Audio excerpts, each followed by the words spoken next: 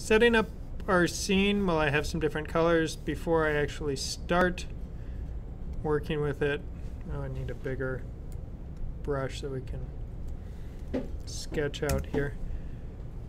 What we're able to do when we're working in 2 dimensions is we can pan, so we're able to move our scene horizontally, and we can tilt, and we can move our scene vertically.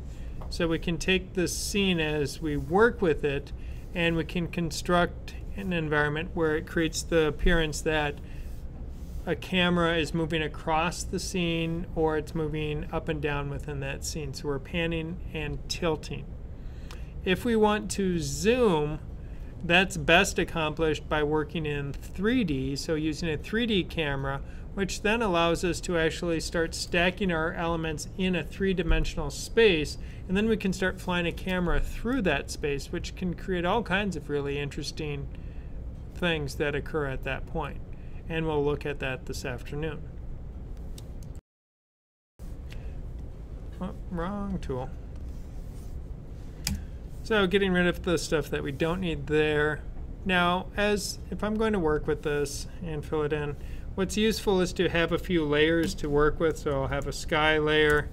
And when we're doing the layers, we start kind of back to front. So I have my sky, then I'll have my mountains, and then I'm going to have my grass, and then I'm going to have a tree, and I'll probably have another tree, and I will have another tree because you can't have enough trees according to Bob Ross, because he creates happy trees, so I will try to make some happy trees this afternoon as well. And then I will have a house, and I'm going to, I think, have another tree in front of the house. Oh, but that name is taken. I forgot to say tree 4. So I have some layers set up ready to work with here. And then once those layers are set, then we can start adding artwork to the layers. Some people like to make a layer, put artwork on it, then make the next layer, put artwork on it, make the next layer, put artwork on it. And that is great. If I know some of what I'm doing, I like to just prep those layers in. The issue of working in this manner is I have to pay attention very closely to which layer I'm now active on and going to add content to. Because if I put my sky on my mountains layer and my mountains on my mountains layer, they're now joined permanently, and then that's not going to work really well. And theoretically, I could even add a clouds layer, so I could fly clouds around and all kinds of different things. I don't want it quite that big.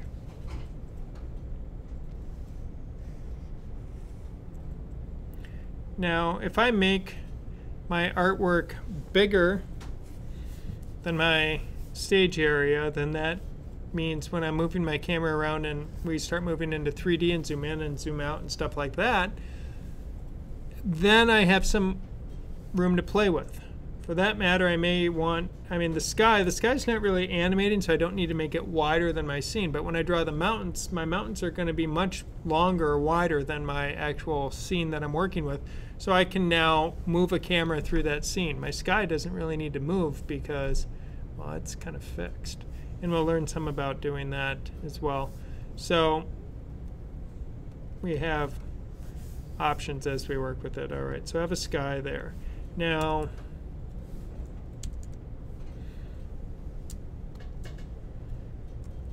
if I'm going to draw my mountains next, make sure I'm on the mountains layer.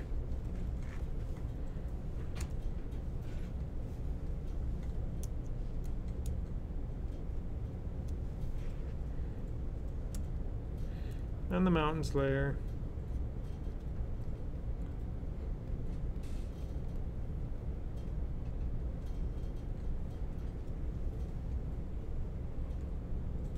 So now I have room to work with on the mountains.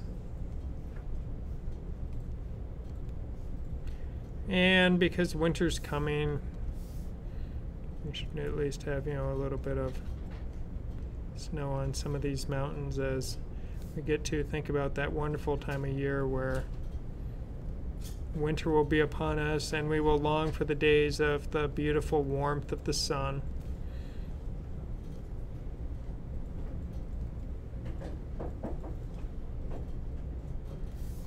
Okay, so got a mountain there, gonna throw some grass in.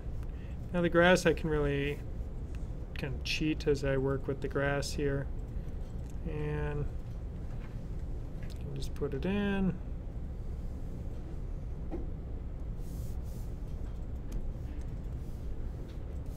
As we can see, we're starting to get a scene developing here so that I have something working. And now if I want to put in a tree, and this is where things get interesting, or you have to decide, are you going to work in 2D or 3D? When you're setting up a scene, if you're going to work in 3D, you make all of your trees relative scale to each other so that then we push them back in space to change their size. Because otherwise, if I decide that, well, this tree is further back, oh, I need to grab my paintbrush. So if I have a tree that's further back here, and it will be kind of a lollipop sort of tree. And then if I move to my next tree and make this one bigger because it's going to be closer to me, we can do that by the rendering of the artwork. When we start working in 3D, we make all the elements at approximate sizes to each other. So we make a person the relative size to a car, to a house, to a tree, to a dog, everything at their relative scale to each other. And then we push them around in space, and then that gives us the correct sense of size with our elements. So that's what we will be working to create on that. Now go to my house.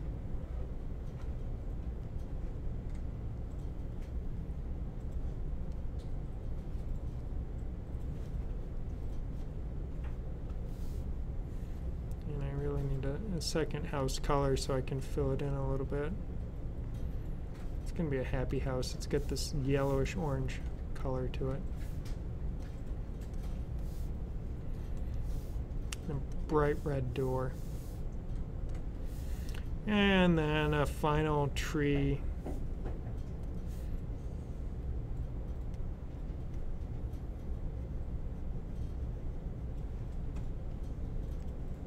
Occurring here in space. And maybe on these trees there's a second one over here. They're in the same kind of horizontal plane, so we can put them in the third one. This one's just bigger, but they're all at the same place.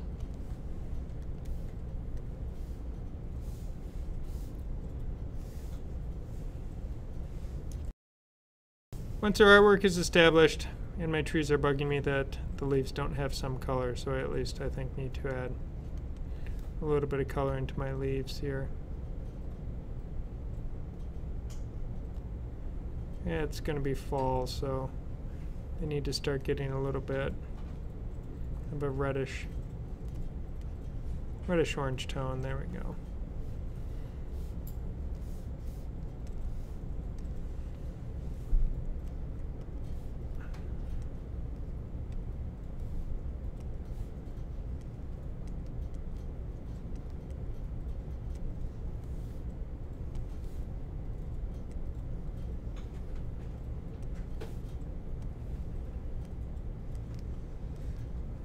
Okay, so now the trees have some color. They look a little bit more complete.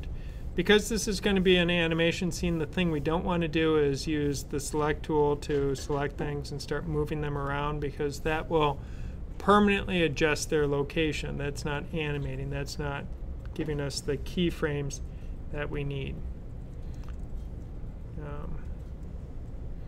So I've zoomed in a little bit on the timeline just so it'll be a little bit easier to see what we're working on this afternoon. Now, with all of these layers here, if I'm going to animate them across time, I can go out to the end of time and hit F5, not F6, and that will now extend them out. To add in a camera, we click on the plus and we can find camera. If you peek under your module library, you will also find that we have a camera element and we can drag it out to the network. One word about cameras: you are allowed one camera per movie. I've seen many times where students try and add in multiple cameras because they get this camera, they try and set things up for that. They're like, oh, now I need a new camera for this character and a camera for this and that. And all the cameras start interfering with each other. So we're trying to do something and can't figure out why the animation is behaving the way it is. And then digging through groups in the network, we find that there's extra cameras that were tucked away there. It's like, oh, well, no wonder that it's not behaving. Is this camera is overriding this other camera, overriding this camera, and it just becomes this colossal mess. So one camera per project. Done. We will say no more on that topic. It is done. One camera per project. So you can drag it out, or you can... So I can drag it into my network here. Notice the camera does not have an output. So it doesn't output into my network tree here. So when I have my network and it's all nice and pretty and fanned out, the composite is where all of your layers come together, and then they get effectively, that's, if you think about, if you're working in Photoshop, you have a bunch of layers. But if you want a single file, you say save it out without my layers, and it flattens it into a single image. The composite is where all of the data for each frame of your animation gets smashed down to a single layer. That's what the composite does, and that's why from the composite it goes to either our display, where we get to see it on screen, or it goes into write, where it saves it out to a file or to a video. So that's taking and flattening all of that information down into this. Now the camera, as we look at that, it has no output, so it can't connect into the composite. The camera just is, and the camera affects your whole scene. That's where it gets a little tricky sometimes, is people want it to be part of it, so then they make groups and they stick a second camera in there going, well, I need a camera for this. Like, no, one camera per scene. Now the camera is begging us to put a peg on it. It really, really wants to have a peg. Now when I added the camera, it went to the bottom. You can see it's down here on the bottom. I'm going to get rid of the camera there. So normally if I have a layer selected, and if I add a new layer, that layer, so I'll just add a drawing layer, goes above whatever layer is currently active. So we've all experienced that. But when I add a camera, it automatically goes to the bottom of the stack. And we just forget about it down there. We just leave it down there and say, all right, I'm good. But to work with the camera, that is where we need to give the camera a peg. And once the camera has a peg attached to it, then we can animate this camera. Because if I don't have a camera as part of my scene, effectively this whole rectangle that indicates my kind of document area, that is the view of the camera. That is the default view of the camera. But if I take my camera and attach a peg to it, either clicking the peg button there, or over in the network view, with it active, hit Command-Shift-P, it adds in the peg here. Now we have the camera's peg. Now, once I have the camera's peg, in my timeline, I collapse, so I just see the peg part there. Click on frame 1, hit F6. That adds in our keyframe. So F6 adds in the keyframe. Now, if I want to pan the scene, I can go grab my Translate animation tool, and now it will automatically add a new keyframe at this point, or I can click in the timeline and say F6. And now move it like, oh, looks, we might need some bigger sky. I'm going to move this way for now. We'll come back to, how to work with the sky in a little bit. All right, so now I've now created a pan. And all I had to do is animate one peg instead of selecting a bunch of layers and adding in a bunch of keyframes for a bunch of things. That's just never fun. So now we can move that over. And we can work with it that way. Now, it may be, generally we don't do it, but you may end up at some point rotating your camera a little bit. Whoa. So we can go here as we rotate. But you know, maybe as part of that rotation,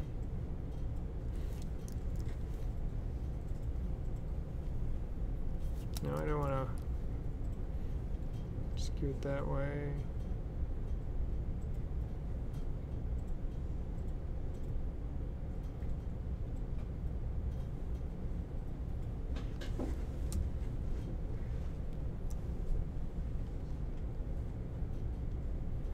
So as you can see, I can fly into my scene here, but I can't fly between my objects.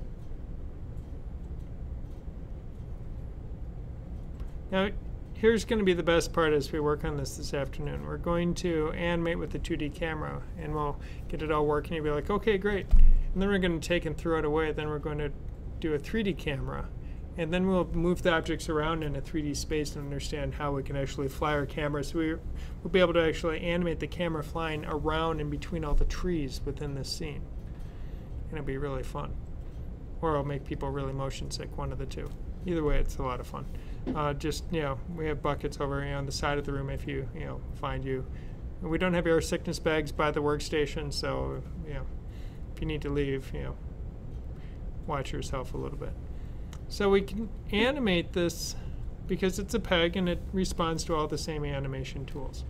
And that's really the basics of working with it in a two-dimensional frame. Now as we see this, it's only giving us everything is moving.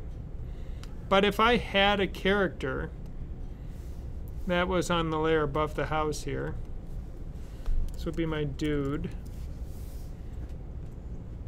and I'll draw the dude in black so he shows.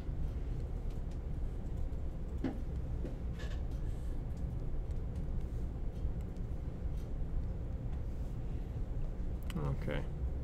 So if I have a character that I am working with, let's see how it responds, but if you have something, there's nothing to say that individual element doesn't get its own peg.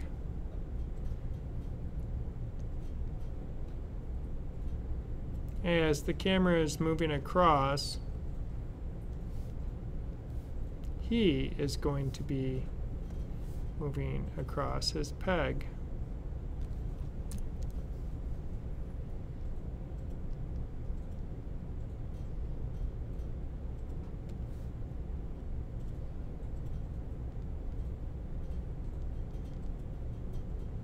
As the camera zooms in,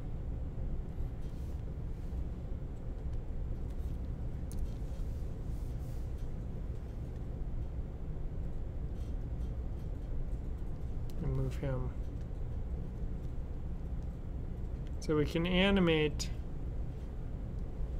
I need to move him up a little bit too, so he stays in frame. Now what the tricky part is realizing it's this frame here is your actual area. If we switch our view and we look to the rendered view, we can see how as I move through frame by frame and the scene is cropped down, it has a very different appearance than we're watching everything. Think about it from this mental construct of, if you are taking a picture with a camera or making a video with a video camera, the whole world is out there, and yet when you look through that viewfinder, you just see this little section of the world. You see this little section of the world, and it's that section of the world that's being captured on that viewfinder and being recorded or documented that you are producing. Same thing when we're animating. We can construct a very large universe to move our characters within. So you could build an entire mini city street and have characters doing things and start out with the camera over here. And now the camera's over here. And now you can pan it, but you can even jump to a new section in there. You don't have to do a smooth transition. And then, so it's as if you've left here, cut, move to that shot over there. So you can build an entire world and animate it. It's really powerful with what we can do here. Oh, I guess I hit the end. I hit the arrow key enough times. To transform our scene into 3D, what we are going to do is we're going to change how we are working with it. And to do that, what I need to do is go into the properties for my peg for my camera. And what I will notice is this layer properties for this peg, there's this tiny little checkbox right here called Enable 3D. And if I select that, my entire world is going to transform. See, I'll click this box. Okay, well this now all changed. We'll worry about that probably never, but that's okay. Now you can go read the help files and dig into this and more. You can learn about using Euler or Quaternion, or however we say it, and all these other things. And you can do that if you're so motivated. Or not. Say, okay, I checked my 3D box. I'm done. I'm good. Life's good. Now that we have enabled 3D on this scene, we can completely change how everything is working. Now I'm going to just zoom out a little bit more so I have a little more room to play with. And I am going to get rid of those keyframes that we had prior. Okay, so here is my scene. Now if I want to modify this scene in 3D, what is useful is to look at the scene from a different view. One of the views I have access to is top. Another one that I could have access to would be my side view. I personally have had more success working on top versus side, but we'll choose that so we can see. There's side, here's top. I'm going to close my network view down here so I can see more of this view. Now what this view is showing me under top is it's showing me this yellow set of lines that indicates my field of vision from my camera. What is my field of view? This black line is what you could call the picture plane, and it's at, right now it would be at 0. If we move closer to the camera, so in this section here, that is now moving it so that things will get bigger. As we move further from the camera, we can watch how things get smaller. Now one thing you will notice is we have these little icons here, or thumbnails representing the content on a given layer. So if I click on the blue, we will notice how the layer for sky is highlighted. If I click on the green there, that's my grass. If I click on the house, we can see how the house is now highlighted. This is a quick and easy way to select my layers. All of my layers are in the same flat space at the moment. And what I want to do is I want to push my sky way back in the distance. Now, the tool that would intuitively make sense to do that would be the translate tool. That's what we used to move things around before. So in my top view, if I move it back and start moving, whoop, wrong item. I want to choose my sky because it's at the back here. If I move it back, and we'll notice how the sky, oh, it's shrinking. That's bad. Because the sky should be infinite, it should be large, it should be gigantor, it should fill everything. Fortunately, we have a really cool tool to help us with that, and that is our maintain size tool. If I select maintain size, when I slide the sky back, it's moving back in space, but what's happening is it actually is effectively making it bigger so it occupies the same amount of space within our field of vision. Because I drew my artwork with different scales to it, instead of drawing everything at their same relative scale to each other, I need to use that to reposition a lot of my artwork. Now, if I drew all these trees and they were all of different heights, and I drew them all at the picture plane flat, then I could just slide them back with Translate and they would shrink back to their correct sizes. So if I draw a house and draw a person and draw a car all the correct size to each other, and then start sliding them back in space to represent 3D, I would use the Translate tool. But because I already shrunk things down, I will be using maintain size for most of my moves here. Now I can click on the mountains, and I can do it in my layers, or I can click on it over here. And again, I'm going to slide my mountains back. The mountains can stay close to the sky because I don't intend to go behind the mountains. The grass, because it's just filling the ground, I'm going to shove that way back as well. Now when it comes to the trees, I go to this next tree, the one in the back, and now I can slide that one so it's close to the background. Move to the next tree, slide it back, but I'm leaving some space here, and that's where it will give me room to start flying my camera in and around and through those different elements. Now I can go to the house and pull the house back and decide where I want that in space. Go to the front trees. Oh, wrong tree. Oh no, we have the guy first. Move the guy back, my dude. Then we have the front trees, which we can pull them forward and back. Now again, if I don't use the maintain size, if I use the Translate, we'll see how they get bigger and smaller. Now if you notice when I cross behind those other objects, you'll see how they're indeed going into a different Z space to each other. See, ooh, and that's not what I want. I can put them back to about here. Use maintain size, leave it about there. So once I have my scene set up in 3D and the placement, so this is the top view as if I were looking at my scene from the top. If I go to the side view, I get a similar kind of notion, so we can see how that is working. Now when I'm in Translate on the side view, if I pull up, it's going to move it on the y-axis, so you'll notice how it's like, whoa, see how things go. And you know, that's probably not what, well actually that'd be kind of fun if they bounce like that for animation, but that's not what we want to do right now. So I have my scene set up.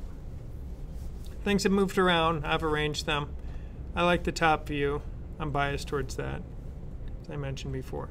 Now to take my camera, if I hit F6 on the camera, and now if I want to fly my camera over,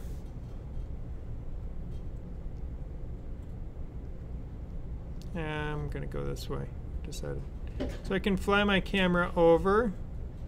We'll see, okay, we don't see a lot of change yet, but if my camera is, I want to go here and then a few frames later go here, so I start to get a little kind of whip move with the camera. It's probably a little too fast because if it plays at real time, get a little, it's kind of a jarring motion. Now I can go past those trees, so the corner of this yellow triangle indicates that is my camera. So once the camera is past those trees, it's no longer behind the, or in front of the trees. They disappear, and now we see the other objects. So we can see how we can really get that sense of space. But under rotation is where we get some really interesting things occurring.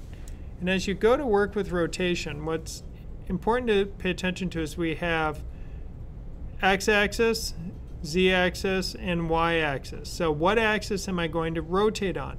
Now if I just click and grab anywhere on screen, we can see how it has this kind of three-dimensional globe, and wow, that's really messed up. We don't want to do that. But if you are aware of what axis you're trying to rotate on, if I rotate on the x-axis, so I put my cursor next to it, the little x appears next to the crosshairs. Now we can see I'm rotating on the x-axis, so that's essentially rotating on the horizon line. But if I want to rotate on the y-axis, you can see how it's now creating this very different. Now because our artwork is flat, it is not actual three-dimensional artwork, we really are limited in the kind of the amount. You can really only go about 15 degrees before it starts to look really wonked. but we can make it work. So we can see how it rotates to here, and now I'm going to rotate it back to here, and I'm going to then shove it behind.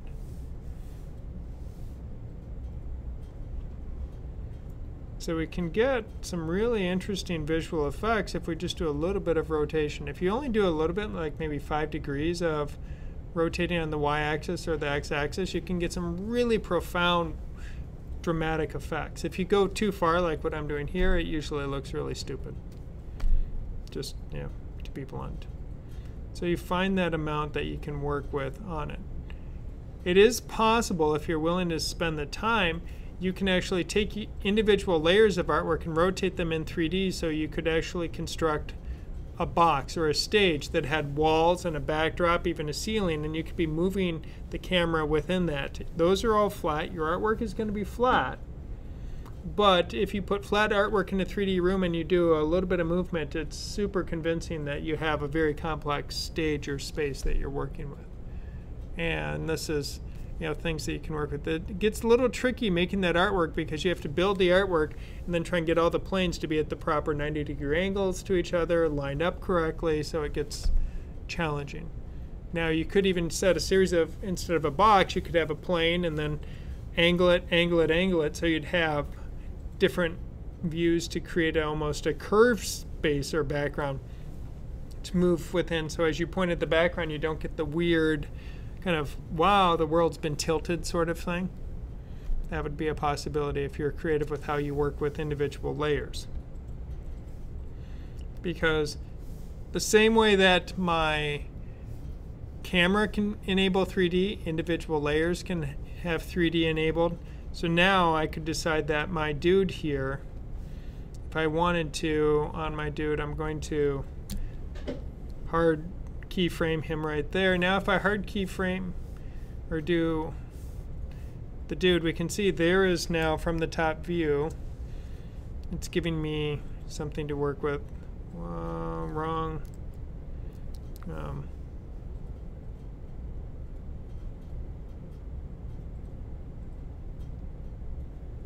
Getting some really interesting, oh, because my whole scene has been rotated. Oh, the whole scene, there we go. Let's go here. You can rotate on the z-axis, on the x-axis, and our y. So we get some really, and now it shows that representation as you move through. Oh well, he is flying away. So we can get some interesting things, but it does get pretty crazy quickly because this is not a, it's not a 3D tool. This is not a 3D modeling and rendering engine. It's 2D, but we can move a camera in 3D in relation to our 2D elements. So that's the one thing to always keep in mind is don't try to go overboard with this, but done subtly, you can do some really nice things where just a little bit of rotation really can add to that visual richness so everything isn't flat and perpendicular. And then you can start flying your camera into your scene.